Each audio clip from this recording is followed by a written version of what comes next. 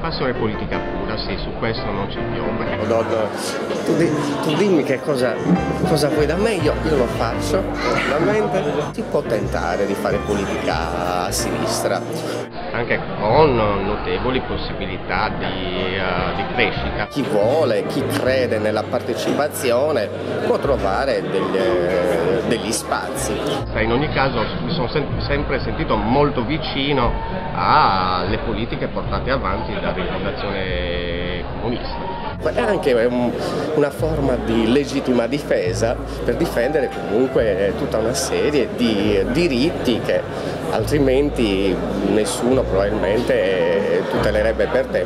È una delle forze politiche che con più impegno ancora oggi si batte. La qualità spesso può non perdersi nel tempo. È ridicolo, in una città in cui i professionisti contano parecchio, garantiscono a un certo ceto parassitario di comunque avere i suoi proventi e comunque garantirsi il comando, che più cresce l'emarginazione e più crescono i problemi. Un caso esemplare è quello del campo Rom sulla 554, un vero e proprio ghetto. Sono le istituzioni che creano delle situazioni conflittuali. Fatto?